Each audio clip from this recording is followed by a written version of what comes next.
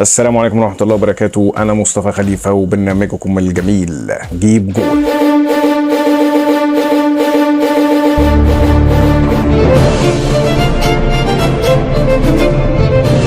النهاردة حاجات كل يوم بتنزل وتطلع وكده بتستفز الواحد. وبالنسبة لماتش بكرة، الأهلي بكرة في إياب دوري أبطال أفريقيا في النهائي بيلعب نادي الوداد المغربي الشقيق. ده النهائي الرابع على التوالي للنادي الأهلي. النادي الأهلي بيلعب على البطولة رقم 11 في تاريخه. البطولة اللي هي ايه؟ دوري أبطال أفريقيا، اللي هي أقوى بطولة في أفريقيا. الناس معرفش الناس زعلانة من ايه يعني. مش هنتكلم بقى لا فلوس ولا حكام ولا الكلام ده، عشان لو كنا هنتكلم عن الحكام كنا اتكلمنا على كرة انرامو اللي كان بيلعب كورة بالحتة دي. معرفش دي كانت ساعتها تبع قانون الكورة ولا لأ. وانرامو ليه؟ الماتش اللي فات 3 ضربات جزاء. الناس زعلانة ان الاهلي جاب جون، ان دخل فيه جون في اخر الماتش. معلش يعني انا اسف، يعني هو انت لو كنت حسبت ضربة الجزاء اللي كانت في الدقيقة حاجة و20 في اول الماتش بتاعت اسمه ده حسين الشحات، كان ايه اللي حصل؟ جون في الدقيقة حاجة و20، البدني بتاعت لعيبة الاهلي لسه فوق، لسه في كامل الباور بتاعها، وجون في الدقيقة 20. كان الشوط الاول خلص 2، كان ممكن يقدروا يسجلوا الجون في الشوط الثاني بقى 3-0، الماتش خلص. بس مش هنتكلم في النقط دي كلها، خلينا بس نتكلم في الاساسيات. يعني زي ما قلنا، انت بتلعب على البطوله ال11، انت يعتبر اكتر فرقه واخده بطولات في العالم، مع احترامي طبعا للمنافسه بره والدنيا بره في اوروبا وكده، بس انت فريق في افريقيا عندك المنافسه دي. يعني انت موجود، انت فرقه في افريقيا او في اسيا او وطن عربي، في فرقه موجوده اهي عامله بطولات كبيره، مشاركه في كاس العالم للانديه اكتر من اي فريق يعني، واكتر من فرق كتير اوروبيه. فانت يعني انت عايز ايه تاني؟ يعني انت عايز ايه؟ هل بيحصل حاجه تانية في الملعب؟ الماتشات كلها بتخلص في الملعب.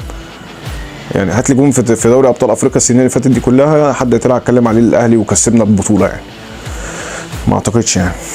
ما اعتقدش ان كان في حد احسن مننا السنه اللي فاتت ولا قبلها. بعيدا بقى ان الولادات كويس او في تحول في الكره المغربيه وانا بحييهم على ده، بس طبعا التحول كله بيسافروا على بره، ما بيقعدوش هنا في افريقيا. ولكن النادي الاهلي برضو في منظومه وفي نظام في كل حاجه. واتكلمت مع ناس كتير قعدوا يقولوا ما تقارنش باريس سان جيرمان، ما تقارنش مانشستر سيتي، مش عارف ايه. انا مش بقارن اداء ولعب يا جماعه، انا بقارن ان في منظومه، في اداره ماشي. عشان الناس كانت تقول لك الفلوس هي اللي خلت الاهلي يكسب كل حاجه. ما باريس سان جيرمان معاها فلوس، ما كسبتش حاجه ليه؟ ما كسبتش غير الدوري الفرنسي. ليه؟ هيقعد يقول لك بقى مبابي وميسي وما ينفعش الاثنين مع بعض، ومش الاثنين على بعض، ومش عارف ايه. ليه؟ ومش ريال مدريد في 2003 و4 و5 كان معاهم زين الدين زيدان وبيكهام ورونالدو وروبرتو كارلوس، خدوا دوري ابطال اوروبا ولعبوا مع بعض عادي ومتعونا باحلى كوره. وكذلك في 2011 و12 و13. ايه يعني؟ ولا احنا بنيجي في المقارنه ونيجي نقف عند حته معينه يقول لك لا ما تقارنش مش عارف مين بمين. يا جدعان مش ما بتتحسبش كده، والله ما بتتحسب كده. انت حاطط نظام وحاطط سيستم في النادي الاهلي، عشان كده انت ناجح. والصحفيين طلعوا بيتكلموا بطريقه مستفزه مع كولر ومع محمد الشناوي، والناس الصراحه ما شاء الله ردت ردود قويه جدا. فانا مش عارف في ايه. والراجل اللي رفع علم الزمالك وقعد يهيص ولعيبه الاهلي راجعه خارجه من المطار وسط المغرب. ايه يا جدعان ده؟ يا جدعان ايه يا جدعان ده؟ هو في كده؟ هو في كده؟ دي فضيحه والله العظيم. يعني انا ما شفتش حد عملها قبل كده. ده في لعيبه، في جماهير من المغرب واقفه كانت مستغربه اللي بيحصل، وهيصوا في الاخر طبعا لما الراجل قعد يهيص وكده الناس هيصت معاه، هيعملوا ايه يعني؟ فانا عايزين الناس بس تهدى شويه، يعني الموضوع بعيد شويه. اي فرقه تتمنى تلعب النادي الاهلي. الناس مبسوطه ان نازل النادي الاهلي في النهائي، الناس خايفه طبعا النادي الاهلي في النهائي، بس الناس مبسوطه لان حاجه كبيره، انت بتلعب فرقه كبيره جدا يعني. وبالنسبه لجماهير الاهلي يا جماعه خليكوا هادين، الفريق الاهلي كبير وعظيم، محدش يفكر في اي حاجه. ولو لا قدر الله والاهلي خسر الماتش العوده، يعني شابوه طبعا على الموسم الكبير اللي قدمه كولر واللعيبه. الناس دي كنتوا بتتكلموا عليها من كام شهر ان عايزين تمشوا نص الفرقه، اللعيبه رجعت كلها.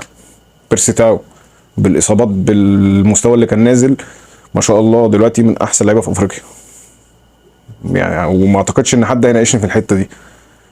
واللي مش بيأدي ومش بيلعب انتوا شايفينه قاعد على الدكه. بيرسيتاو بيأدي، حسين الشحات ما شاء الله عليه، حمدي فتحي، آل ديانج اللي عايز بس يتظبط شويه او شكله بيفكر في الاحتراف اكتر فدماغه رايحه شويه، محمد عبد المنعم، ياسر ابراهيم، محمد هاني. هو ما زال برضه عليه علامه استفهام بسيطه، بس الراجل طلع كل اللي عنده، طلع كل اللي عنده مع كولر، لان كولر راجل مدرب فاهم.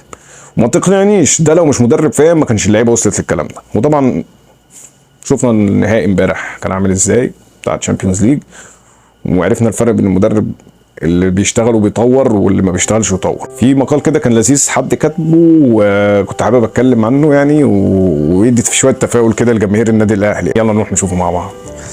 ليست صدفه ان يهدر اطهر الطائر ركله جزاء ليكون للاهلي فرصه للصعود وخروج المغلوب. ليست صدفة أن يهدر لاعب الرجاء المغربي يسري بوزوك ركلة جزاء في مركب محمد الخامس ضد الأهلي. ليست صدفة أن قائم يمنع هدف لعطية الله في مباراة الذهاب في استاد القاهرة في نهائي دوري أبطال أفريقيا. ليست صدفة أن مصطفى شوبير الحارس الاحتياطي رقم 3 يتفوق على نفسه وعلى الجميع وينقذ أكثر من هدف رغم بعده عن المشاركة، فهذا تدابير من الله. فتفائلوا وان شاء الله نشوف مباراه قويه جدا. والاهلي على فكره قوي، الاهلي قوي واعتقد ان كولر لو استمر السنين اللي جايه دي لا الاهلي هيعمل حاجه كبيره جدا جدا. تفائلوا وان شاء الله تكون بدايه خير لينا مع كولر، وان شاء الله تكون الحلقه عجبتكم. اللي عنده راي في الكومنتس يعني يا ريت يكتبها ونتناقش فيها. ولو عجبتك الحلقه او ما عجبتكش بقى يعني ما عجبتكش احنا بقينا واحد بقى خلاص، لايك، ولو وصلت لك الحلقه اشتراك بقى، اشترك في القناه، سبسكرايب يعني. والناس والنبي اللي بتقعد تسحب السبسكرايبز دي يعني ليه يا جماعه؟ ليه يعني؟ انا بحبكم والله العظيم، وبفرح جدا والله لما بلاقي كومنت من حد، اي كومنت من حد بفرح جدا. واللايك طبعا ببقى عايز اتكلم مع الناس في حاجه بنتناقش يعني، الدنيا بتبقى جميله. انا مصطفى خليفه وبرنامج جيب جول، استناكم، سلام.